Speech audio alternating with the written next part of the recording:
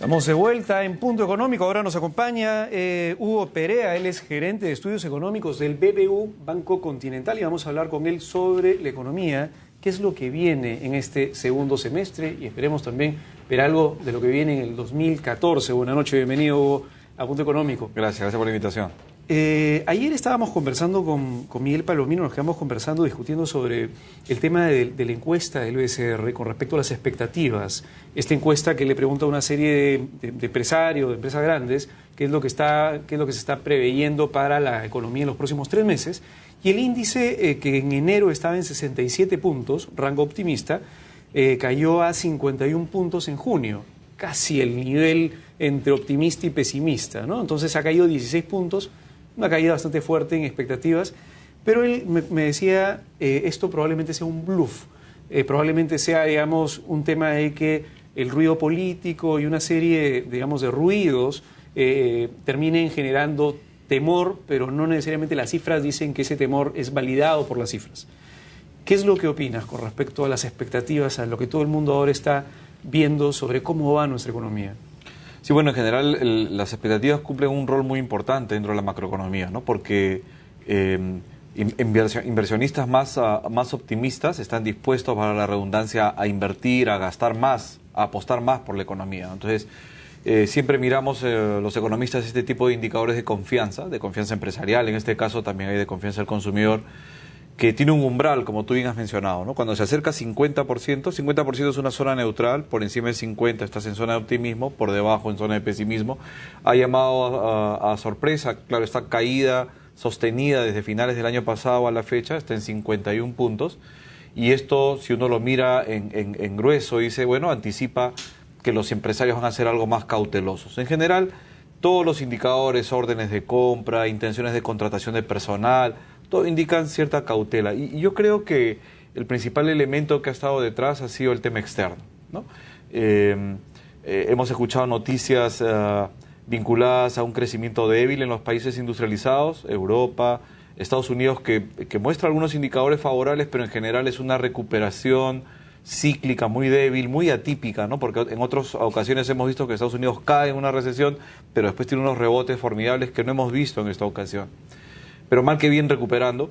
Y el factor que yo creo que ha incidido de manera fundamental ha sido China, ¿no? China, esta idea que siempre pensamos que China podía sostener tasas de crecimiento alrededor del 8, ¿no? De manera sistemática, pero consistente. Que es imposible, digamos, es casi imposible tener, pues, por un periodo tan largos, tasas de crecimiento significativas, sobre todo porque el modelo chino ha estado vinculado a un tema de alta inversión, ¿no? Entonces, alta inversión significa que acumulas mucho capital, capital físico, y que esto a la larga finalmente se desacelera. Es un factor estructural, es decir, es lo que los economistas conocemos como los rendimientos decrecientes, ¿no? Cuando, vamos a ponerlo en simple, ¿no? Cuando tú inviertes en una autopista en Estados Unidos, el aporte al PBI de esa autopista es muy marginal, ¿no? Porque Estados Unidos tiene mucha infraestructura.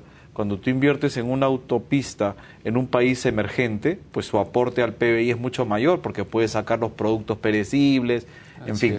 A medida que más capital tienes, el aporte cada vez es menor, y China ha estado sobreinvirtiendo durante mucho tiempo, ¿no? Entiendo que inclusive la vez pasada escuchaba a un economista que venía justamente de la China, Petty, lo trajo, si no me equivoco, pero Pablo Kuczynski, y hablaba justamente de que los rendimientos, inclusive de las inversiones que hacían en infraestructura en China, ya están declinando. Eran decrecientes e inclusive en algunos negativos. Y el problema es que las cifras en China, sobre todo en las regiones de China, digamos, la estadística trae incertidumbre, para decirlo, digamos, de una forma... Correcto. O sea, lo que yo diría está detrás de un poco esta moderación en el optimismo empresarial ha sido...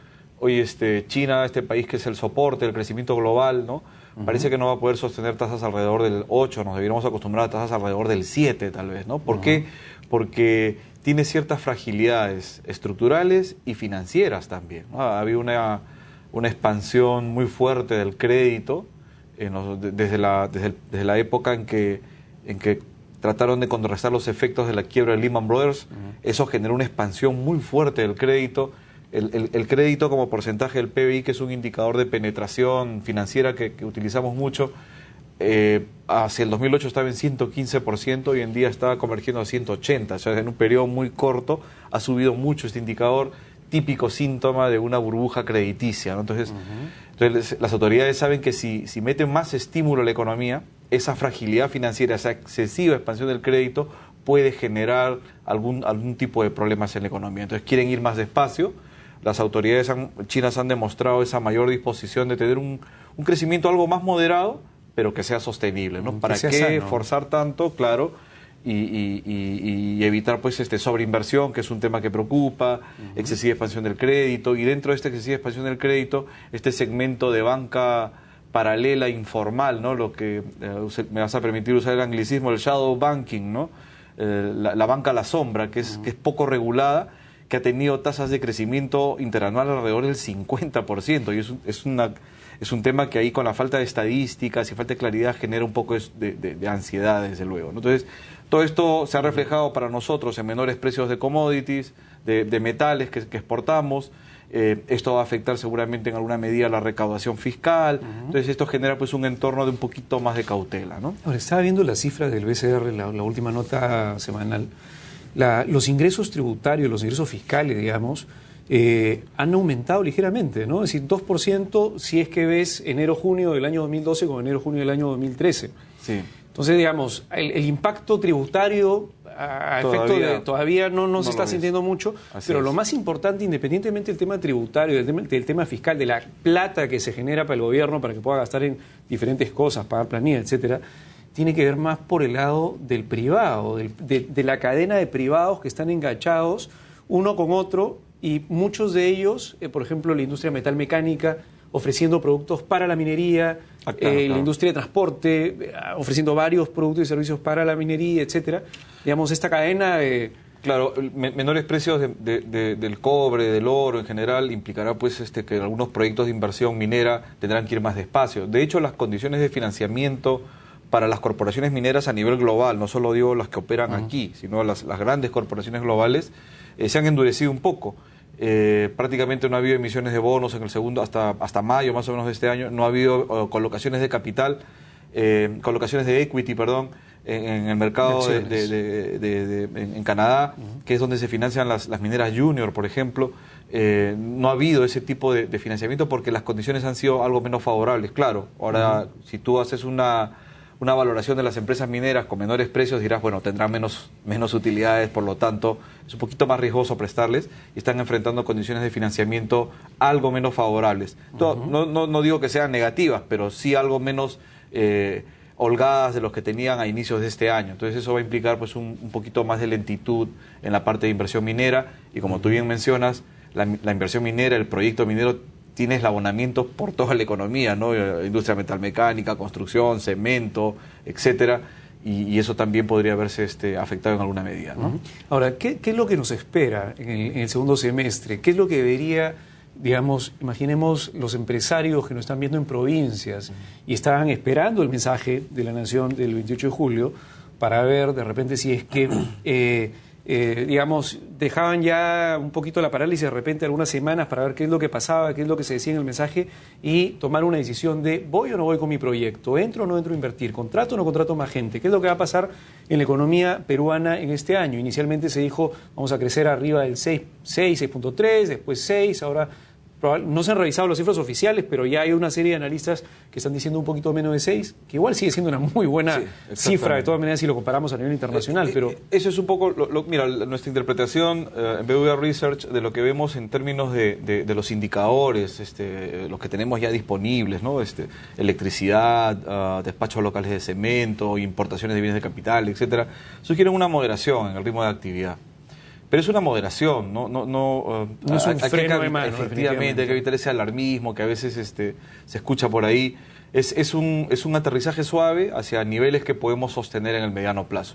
Yo creo que con condiciones externas que no van a ser tan favorables como las que hemos tenido en otros años, crecer entre 5,5% y 6% seguirá siendo todavía un buen nivel, ¿no? Y por lo tanto tenemos que hacer un poco más de esfuerzo por el lado de demanda interna, por el lado de apuntalar la confianza empresarial para que siga habiendo inversión, siga generándose empleo, siga habiendo consumo, y ojalá se puedan acelerar también los proyectos de infraestructura, ¿no? Ahora, digamos, se entiende que van a tratar, el Ejecutivo va a tratar de acelerar un poco los proyectos de infraestructura. La vez pasada salió el ministro Miguel Castilla justamente explicando, digamos, parte de cómo se pretende destrabar y por inversión tratar de apuntalar algo que ha estado casi en la congeladora durante un montón de tiempo, que es un montón de proyectos que se tienen que destrabar, y mientras más rápido, siempre y cuando se hagan bien, obviamente, claro, mejor para todos, porque es inyección individual de inversión en la economía, en este caso, digamos, de infraestructura público-privada, asociaciones público-privadas o concesiones. Pero, digamos, ¿cómo lo ves? ¿Qué recomendación finalmente le podrías dar a las personas que quieren, a diferentes niveles, tienen una decisión que tienen que tomar para el segundo semestre? ¿Contrato o no contrato más gente? ¿Voy a seguir teniendo el mismo nivel de ventas? Aún siento un poco de incertidumbre, no sé qué es lo que está pasando a nivel internacional. Quiero tomar una decisión, de repente en junio, he hablado con bastante gente que en junio, por ejemplo, ha sentido un bajón en sus ventas en general, debe ser por un tema de expectativas también, que es lo que voy a esperar en el próximo semestre. Sí, yo creo que nuestra economía tiene fortalezas, digamos, para absorber los choques externos, porque básicamente son temas que han venido del exterior, ¿no? Este menor impulso que hemos tenido en los últimos 2 o 3 meses ha sido básicamente vinculado al tema externo. Tenemos fortalezas por el lado fiscal, el fisco podría acelerar el gasto público. Claro, esto implica un reto enorme en términos de capacidad de gestión, desde luego, ¿no? Se han anunciado algunos proyectos en sanidad, para áreas rurales, en desagüe para áreas rurales, que van a implicar un esfuerzo enorme si se quieren cumplir en el trienio 2013-2016, de acuerdo a lo que se ha anunciado, ha sido anunciado por el Ejecutivo.